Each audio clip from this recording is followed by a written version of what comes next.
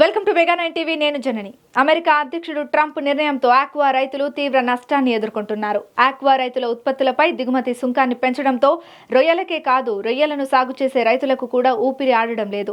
ఓవైపు రొయ్యల మేత ఫీడ్ రేట్లు, మరోవైపు విద్యుత్ ఛార్జీలు భారమై పశ్చిమ గోదావరి జిల్లాలోని ఆక్వా రైతులు తీవ్ర ఆందోళనలో ఉన్నారు. ప్రతి ఏటా వేల కోట్ల రూపాయల ఎగుమతులు చేస్తున్న రొయ్యల రైతులు పడుతున్న కష్ట నష్టాలపై మెగా 9 టీవీ గ్రౌండ్ రిపోర్ట్.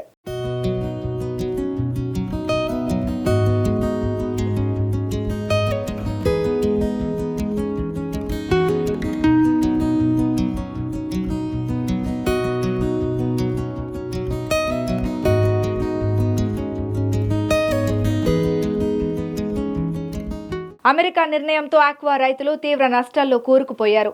తీవ్ర నష్టాల పాలై క్రాప్ హాలిడే దిశగా ఆలోచన చేస్తున్నారు. పశ్చిమ గోదావరి జిల్లాలో ఆక్వా రైతులు ఇప్పటికే తీవ్ర ఆర్థిక సంక్షోభాన్ని ఎదుర్కొంటున్నారు. విద్యుత్ ఛార్జీలు పెరుగుతున్నాయి, మేత ధరలు ఆకాశాన్ని అంటుతున్నాయి. వైరస్ విజృంభణతో దిగుబడి తగ్గిపోతోంది. మద్దతు ధర దక్కకపోవడంతో రైతులు భారీ నష్టాల్లో కూరుకుపోతున్నారు. అమెరికా రొయ్యల దిగుమతులపై 3 నుండి 26% సుంకాలు పెంచడంతో ప్రాసెసింగ్ కంపెనీలు రొయ్యల ధరలు తగ్గించాయి. దీనివల్ల ఆక్వా రైతులు, ముఖ్యంగా రొయ్యల సాగు చేసే రైతులు తీవ్రంగా నష్టపోతున్నారు. ధరల పతనంతో కొనుగోలు నిలిచిపోయాయి. జిల్లాలో పాలకొల్లు, నరసాపురం, భీమవరం, ఉండి, తణుకు, తాడేపల్లిగూడెం ప్రాంతాల్లో 1,20,000 ఎకరాల్లో రొయ్యల సాగు కొనసాగుతోంది. ఈ రంగంపై 26,000 మంది రైతులు, పరోక్షంగా 50,000 మంది కార్మికులు ఆధారపడి జీవనం సాగిస్తున్నారు.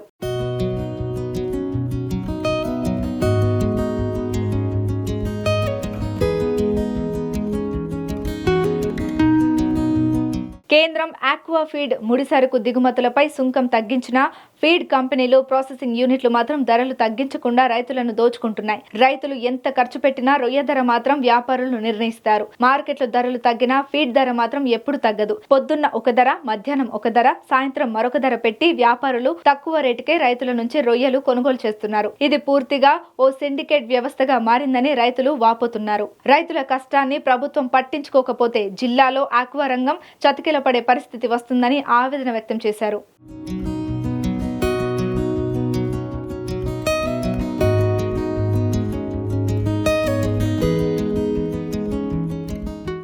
ఆక్వా రైతు పరిస్థితి ఏం బాగోలేదు.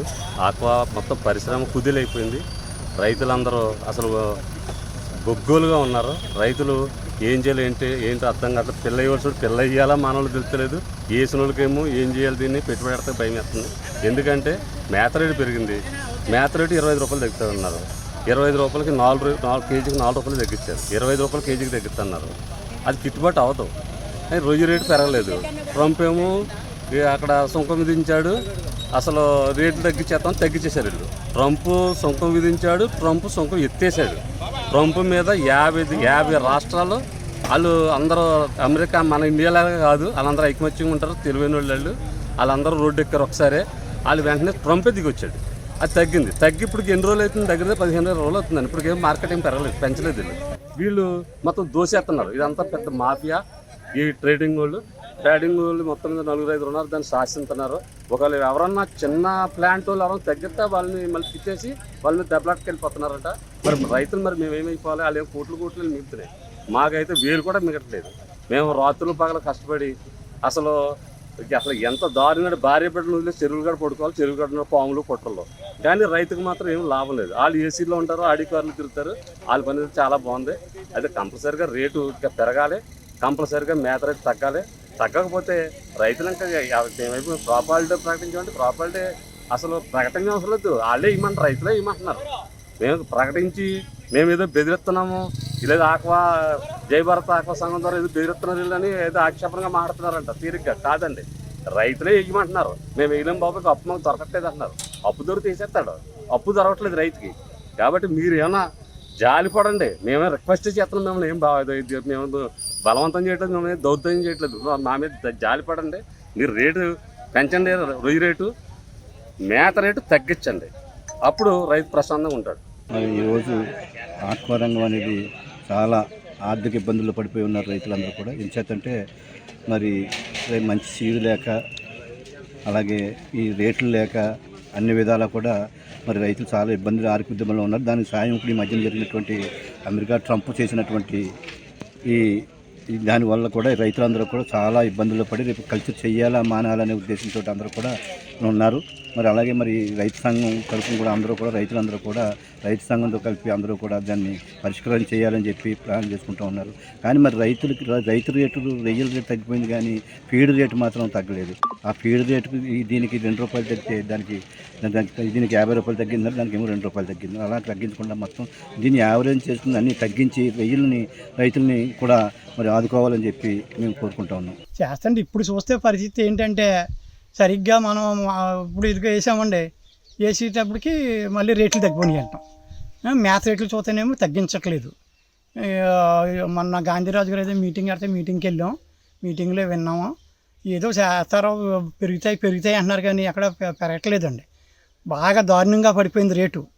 ₹260, ₹80 కూడా అమ్మింది 100 కౌంటు. అలాంటిది ఇవాళ 200 అన్నారు. ₹200 వచ్చేస్తే మొన్న ఏదో మళ్ళీ మీటింగ్ పెడితే ఆ ₹20 పెంచారంటుంది. అయినా గిట్టుబాటు అవ్వదండి. ఇప్పుడు అలా వచ్చినా మేము దాన్ని సరిపోదు మనం చేయటం. కానీ పోతేనేమో 4-5 సార్లు పోతే ఒకసారి వస్తే దాన్ని సరిపోవట్లేదు. మా పరిస్థితి ఇలాగ అయిపోయిందండి. రొయ్యలు పరిస్థితి, రైతు పరిస్థితి చాలా దారుణంగా ఉంది. మరి ఏమీ చేయలేని పరిస్థితి. రెండోది ఏమైనా చేసుకుందామంటే ఈ అప్పులు తీరాలంటే దీని మీదే తీరాలి, ఇది వస్తేనే తీరాలన్నట్టుగా దాని మీదే మనం పాకులాడుతున్నాం. ఇంకేం చేసినా ఈ అప్పులు తీరవు. ఎలాగా ఏంటి పరిస్థితి? ఈసారి వేద్దాం అని అంటే మొత్తం మునిగిపోయాం. మా పరిస్థితి అలాగే అయిపోయింది.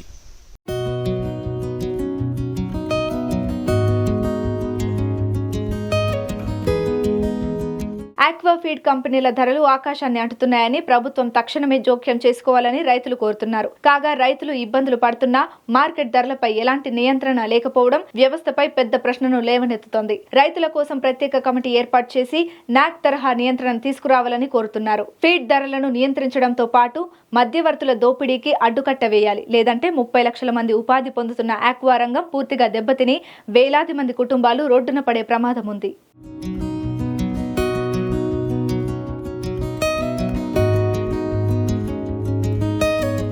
దేశవ్యాప్తంగా అమెరికా అధ్యక్షుడు ట్రంప్ తీసుకున్న నిర్ణయంతో రాష్ట్ర వ్యాప్తంగా కూడా ఇటు ఉమ్మడి పశ్చిమ గోదావరి జిల్లా వ్యాప్తంగా అలాగే దేశవ్యాప్తంగా కూడా ఆక్వా రైతులకు సంబంధించి ఇదంతా కూడా చాలా చర్చనీయాంశంగా మారింది.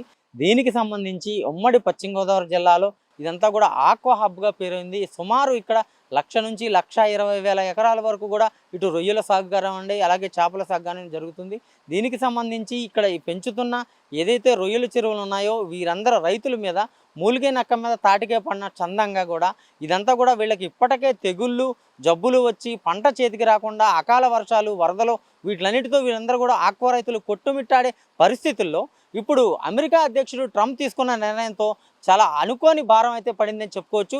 దీనికి సంబంధించి ఇక్కడ ఉన్న సంపద అంతా కూడా ఈ ఆక్వా సంపద ఏదైతే ఉందో ఇక్కడ నుంచి మన రాష్ట్రం నుంచి కూడా కేవలం పశ్చిమ గోదావరి జిల్లా నుంచి ఎక్కువగా మొత్తంలో కూడా అమెరికా ఇటు అర్జెంటీనా ఆస్ట్రేలియా వివిధ దేశాలు అయితే ఇక్కడ నుంచి ఎక్కువ మొత్తంలో అయితే అక్కడికైతే దిగుమతి చేసుకుంటారు. అయితే ఈ దిగుమతి చేసుకునే క్రమంలోనే ఈ దిగుమతికి సంబంధించి అంతా కూడా ఎక్కువ సుంకాన్ని అంటే గతంలో ఉన్నదానికన్నా 27% సుంకాన్ని అయితే కూడా ఇప్పుడు పెంచిన పరిస్థితుంది. దీంతో ఆక్వా రైతులందరూ కూడా ఆందోళన చెందే పరిస్థితుంది. ప్రస్తుతం ఆక్వా రైతులు అయితే మనతో ఉన్నారు. ఈ రైతులకు సంబంధించి మొత్తం ఆక్వా రైతులకు సంబంధించి ఈ దిగుమతి సుంకాన్ని పెంచడం పట్ల రైతులు ఎటువంటి ఆందోళన చెందుతున్నారు సార్? అంటే ఈ పంట వేసిన దగ్గర నుంచి పంట ఎలా చేతికొస్తుంది? ఈ సుంకం పెంచడం వల్ల మీకు జరిగిన నష్టం ఏంటండి? ఆక్వా రంగాన్ని అన్ని వర్గాలు కూడా ఆడుకుంటున్నటువంటి పరిస్థితులు కనబడుతూ ఉన్నాయి. అమెరికా అధ్యక్షుడు సుంకం పెంచినటువంటి గంటల్లోనే ఈ ఆక్వాకు సంబంధించినటువంటి ఎక్స్పోర్టర్స్ ఎవరైతే ఉన్నారో వాళ్ళందరూ కూడా కూర్చొని ఒక ₹50 20 నుంచి మొదలెట్టుకుని ₹80 దాకా కూడా కొట్టారు కౌంట్లను బట్టి.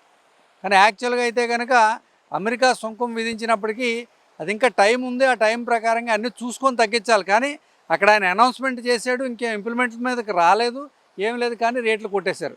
కొట్టేసిన తర్వాత 10-15 రోజుల పాటు ఈ యొక్క తగ్గించిన రేట్లతో కొన్నారు. మళ్ళీ ఇప్పుడు అమెరికా 90 రోజుల పాటు వాటికి వెసులుబాటు ఇచ్చింది. మరి ఆ డబ్బులు మళ్ళీ ఏమైనా వెనక్కిస్తారో ఎవరో తెలియదు. అడుగుతుంటే మేము ఎందుకు వెనక్కిస్తామని అంటున్నారు. అంటే రైతుల్ని దోచుకోవడం ఎలాగనే దాంట్లో ఆరితేరిపోయినటువంటి మాఫియా ఇవాళ ఇక్కడ రాజ్యం వెళ్తుంది. అదేవిధంగా ఫీడు గతంలో ₹60 నుంచి ₹65 ఉన్న సందర్భంలో సోయాబీను ఫిష్ మేలు పెరిగిందని చెప్పేసి అప్పట్లో ₹10 పైన పెంచారు. తర్వాత ఇవన్నీ కూడా తగ్గిపోయినాయి. రేటు తగ్గిపోయినప్పుడు ఏం చేయాలి? మళ్ళీ రేటు తగ్గించాలి. ఇక తగ్గించేది లేదు, అదే రేటు మీద కొనసాగిస్తున్నారు. అంటే వాళ్ళు ఓ 25 రూపాయలని, అంటే టన్నుకు వచ్చేటికి 25,000 రూపాయలని ఓన్లీ ఫీడ్ ఫ్యాక్టరీ వాళ్ళు మా దగ్గర నుంచి పట్టుకుపోతున్నారు. ఈ ఫీడ్ ఫ్యాక్టరీ వాళ్ళు కానీ, ప్రాసెసింగ్ యూనిట్లు కానీ, వీళ్ళెవ్వరూ కూడా అసలు ₹1 నష్టపోయేటటువంటి పరిస్థితి లేదు. వాళ్ళు చూడండి, వాళ్ళకి టర్నోవర్ ఈ సంవత్సరం 1000 కోట్లు ఉంటే వచ్చే సంవత్సరం 1500 కోట్లు అవుతుంది. వాళ్ళ లాభం ఈ సంవత్సరం 400 కోట్లు ఉంటే వచ్చే సంవత్సరం 600 కోట్లు అవుతుంది. అదే రైతుకు వచ్చేటప్పటికి ప్రాసెసింగ్ దగ్గర నుంచి అన్నింటిలోనూ కూడా నష్టమే. ఇక్కడ కూలీల రేట్లు పెరుగుతున్నాయి, పట్టుబడి రేట్లు పెరుగుతున్నాయి, ఫీడ్ రేట్లు పెరుగుతున్నాయి, సరైనటువంటి గిట్టుబాటు ధర రావట్లేదు. ఈ అన్యాయం ఏంటని చెప్పేసి రైతులందరం కూడా ఈ మధ్యకాలంలో మేము కూర్చొని ఒక మీటింగ్ పెట్టుకొని, ఇవన్నీ కాదు, మనం మానేస్తే కనుక వచ్చేది వేలల్లో నష్టపోతాం. మనం మానేస్తే ఒకసారి వీళ్ళకి బుద్ధి వస్తుంది. ఎప్పుడైతే మనం ఒక ప్రొడక్షన్ ఆపేసామో ఫీడ్ ఫ్యాక్టరీ రన్ అవ్వదు, ప్రాసెసింగ్ యూనిట్కి సరుకు దొరకదు. ఎవరైతే ఇవాళ సుంకాలు విధించారో ట్రంప్ గారికి కావాల్సిన సరుకు ఎక్కడి నుంచి వెళ్దు. మరి అప్పుడు ఎవరు నష్టపోతారు? మేము నష్టపోతాం. మా మీద ఆధారపడినటువంటి మీరు నష్టపోతారు. మీరేం చేస్తున్నారు?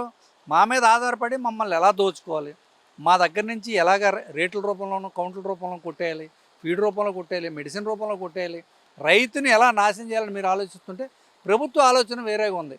ప్రభుత్వం అతి కొద్ది మంది ఈ ఎగుమతిదారులు, ఈ ఫీడ్ ఫ్యాక్టరీల పక్షాన ఉండడం కన్నా ఎక్కువ శాతం మంది మిమ్మల్ని గత ఎన్నికల్లో వైఎస్ఆర్, కాంగ్రెస్, మామూలుగా టీడీపీ అనే భేదం లేకంటే చంద్రబాబు నాయుడు గారు కూటమి ప్రభుత్వం వస్తే కనుక రైతులకి మేలు జరుగుతుంది. రైతుల్ని ఉద్ధరిస్తారు, ₹1.5 కరెంట్ ఇస్తారు, ట్రాన్స్ఫార్మర్లు ఫ్రీగా ఇస్తారు. ఈ కౌంటర్ రేట్లు కానీ ఏదైనా క్రైసిస్ పరిస్థితి వస్తే మీరు బాగా మేనేజ్ చేస్తారు, మీకు బాగా క్రైసిస్ మేనేజ్మెంట్ తెలుసు, అనుభవజ్ఞులు అని చెప్పేసి చంద్రబాబు నాయుడు గారి మీద ఆశతో మేము అందరం కూడా ఓట్లేసి మంచి మెజార్టీతో ఆయన అన్ని వర్గాలు ఆదరించడం వల్ల గెలిచాడు. మరి ఇవాళ మా పక్షాన్ని నిలబడి మా యొక్క బాధలను తీర్చాల్సినటువంటి అవసరం ప్రభుత్వం మీద ఉంది. ప్రభుత్వం ఏమో ఒక కమిటీ వేసింది. ఆ కమిటీలో రైతుల తరపున వేసినటువంటి 4-5 ఉన్నారు. వాళ్ళెవరూ కూడా రైతు నాయకులు కాదు. వాళ్ళకి ఏదో కొద్దిపాటి చెరువులు ఉన్నాయి, కానీ వాళ్ళకి ప్రాసెసింగ్ యూనిట్లు ఉన్నాయి, పర్చేజింగ్ ప్లాంట్లు ఉన్నాయి, అదేవిధంగా మామూలుగా ఫీడ్ ఫ్యాక్టరీలు ఉన్నాయి. అలాంటి వ్యక్తుల్ని అందులో తీసుకున్నారు. అది కరెక్ట్ కాదు. నిజమైనటువంటి రైతు నాయకుల్ని, మరి అవగాహన ఉన్నటువంటి వ్యక్తుల్ని తీసుకుంటే మా సాధక బాధకాలు ప్రభుత్వాన్ని చెప్పుకోవడానికి, మేము ప్రభుత్వం మాకు ఏ రకంగా సాయం చేస్తే ఈ సంక్షోభం నుంచి మేము బయటపడతాం, ప్రభుత్వానికి చెడ్డ పేరు రాకుండా ఉంటుందనే దాని మీద మేము ఏదైనా సలహా ఇవ్వడానికి బాగుంటుంది. గడిచిన రోజుల్లో క్రాప్ హాలిడే కూడా మేము ప్రకటిస్తాము. రానున్న రోజుల్లో జూలై, సెప్టెంబర్ ఆ మంత్ల్లో 3 నెలలు కూడా క్రాప్ హాలిడేగా చేస్తాం అంటున్నారు కదా. అంటే క్రాప్ హాలిడే అంటే ఏం చేద్దాం అనుకున్నారు? క్రాప్ హాలిడే అంటే అండి, ముందు నుంచే 3 నెలలు మేము ప్రకటిస్తామనంటే ఓ 2 నెలల ముందు నుంచి మానేస్తే కానీ క్రాప్ హాలిడే టైం మాకు సెట్ కాదు. అంటే ఇది ఒక 2 నెలలు, అదో 3 నెలలు, 5 నెలల పాటు క్రాప్ హాలిడే మా 3 నియోజకవర్గాలు ఆచంట, నర్సాపురం, మరి అదేవిధంగా పాలకొల్లు మేము ప్రకటించాం. అందరూ మా రైతులు, ఈ నాయకులు అందరూ కూడా ఆమోదంతో ప్రకటించాం. మేము ప్రకటించిన తర్వాత వీరవాసరం ఉండి భీమవరం, తూర్పుగోదావరి నుంచి కూడా వచ్చారు నాయకులు. వచ్చి మేము కూడా మీతో పాటు ప్రయాణం చేస్తాం. అంటే ఇలాంటి పరిస్థితి ప్రభుత్వానికి కానీ రైతులకు కానీ మంచిది కాదు. మరి అప్పుడు ఏం చేయాలి ప్రభుత్వం? రైతులకి కేంద్ర ప్రభుత్వంతో మాట్లాడి ఆక్వా నుంచి కావలసినంత విదేశీ మారక ద్రవ్యం వస్తుంది. ప్రతి రూపాయి మీకు విదేశీ మారక ద్రవ్యమే. ఆ విదేశీ మారక ద్రవ్యం ఎవరు లాభం పొందుతున్నారు? కేంద్ర ప్రభుత్వానికి వస్తుంది. కేంద్ర ప్రభుత్వం దగ్గర నుంచి సబ్సిడీ ఏమైనా ఇప్పించాలా, ఫీడ్ రేట్లు ఏమైనా తగ్గించాలా? ఇవన్నీ కాదు. అసలు ఈ క్రైసిస్ లేకుండా ఉండడానికి రైతులకు సహకార రంగంలో ప్రాసెసింగ్ ప్లాంట్లు పెట్టించడం, ఫీడ్ ఫ్యాక్టరీలు పెట్టించి రైతులను దాంట్లో షేర్ హోల్డర్గా చేసి రైతే మేనేజ్ చేసుకునేలాగా కనుక పెడితే ఈ రేట్లు అన్నీ కూడా సక్రమంగా ఉంటాయి.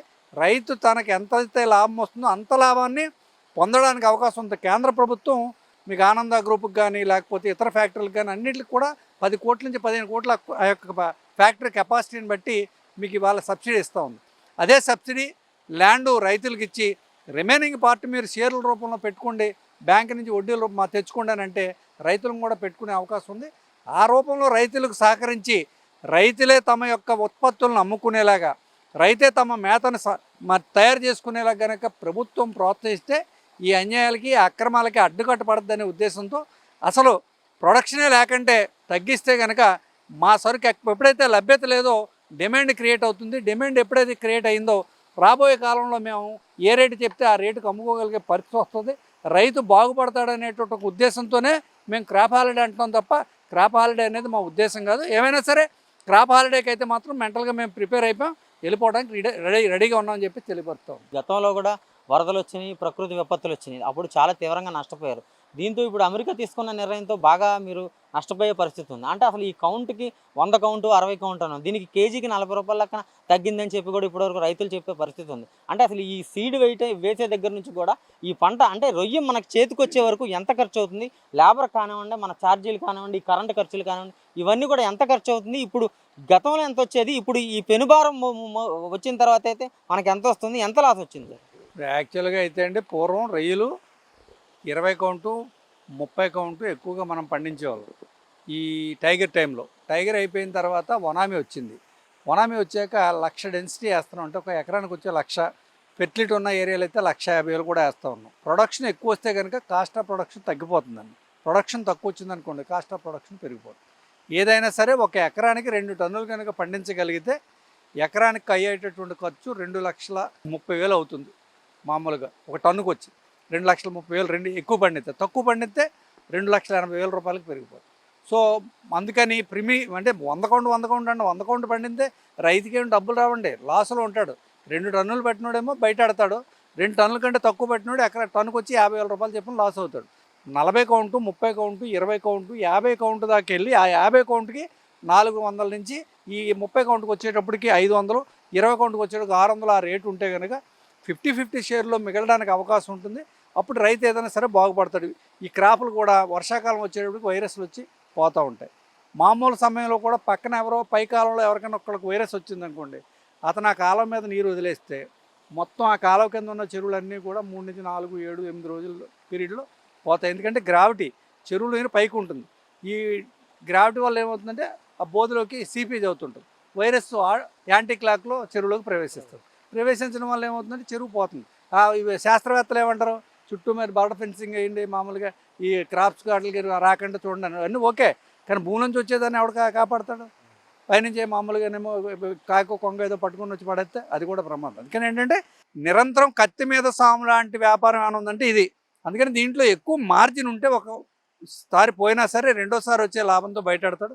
అసలు ఒకసారి దానికే డబ్బు రాని పరిస్థితి ఉంటే రైతు లాభం రానప్పుడు ఏం చేస్తాడు, తన యొక్క ఉత్పత్తుల్ని పండించడం మానేస్తాడు.